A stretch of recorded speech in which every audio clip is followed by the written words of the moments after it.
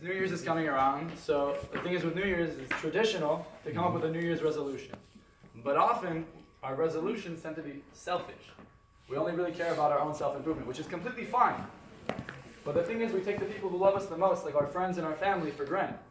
And we don't appreciate them. So there's a story I want to share with you guys of somebody I know, to maybe shed some light on what I'm talking about.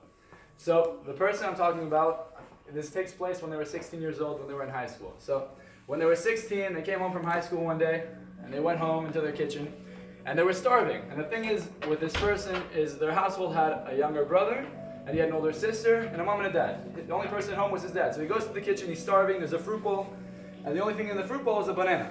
So he grabs the banana, and he's about to eat it, and his dad's like, no, don't eat that. He goes, why? His dad goes, leave it for your younger brother. He goes, why? It's like, because your younger brother's going to be hungry when he gets home. He's like, well, I'm hungry. He's like, yeah, but your brother's younger, he needs it. So he starts yelling at his dad, why can't I eat it? What, is he better than me? And they start arguing, and the way the conversation ends is he's like, you know what, I hate you. And he leaves. He comes back later that night, he doesn't say a word to his dad. He wakes up the next morning, he goes to school. He comes back, again, doesn't say a word to his dad. How many of us have argued with somebody over something really, really stupid like a fucking banana? Yeah. And then we regret it. So, third day goes by, he goes to school, he comes back and he's feeling angry, he's frustrated, he's holding on to all these things. All this anger. He opens his door and he walks into his house. His brother, his sister, his mom are all sitting on this couch, they're crying, they're next to each other. Over here is his uncle, his cousins, his family. He hasn't seen them in a while, and all of a sudden they're at his house. No one's talking though, there's no words. And the first thing going through his head is the last thing he said to his dad is, I hate you. I hate you, Dad.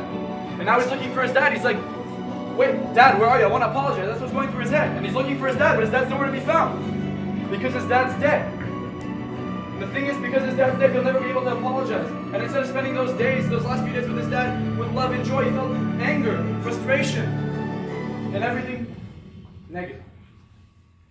So, what's the point of it? The point is that oftentimes we live in the past with anger, with frustration. We hold grudges. And that prevents us from living in the now, because the only thing certain about life is the present. And if you hold on to the past, you can't live in the present. And if you think about the future and you fear what's going to happen, you're always going to be carrying that. But if you live in the present and you live in the now, and in the now you take care of your friends and you show them how much you love them and you spend it with happiness and joy and you get rid of all those grudges, you'll be happier. And this season's all about giving back. And the thing is, we don't need items like food or presents to give back. Because the most powerful tool each and every single one of us has is our words. Our words can spit venom.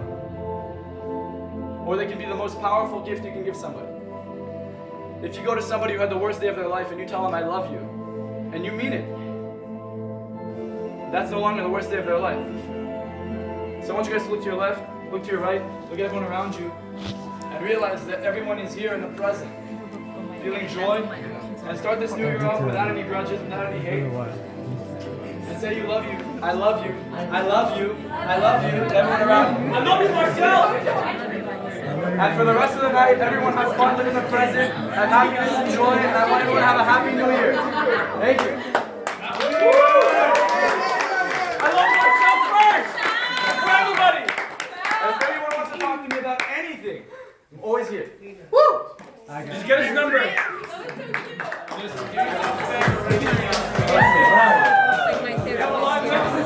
Actually, you know what?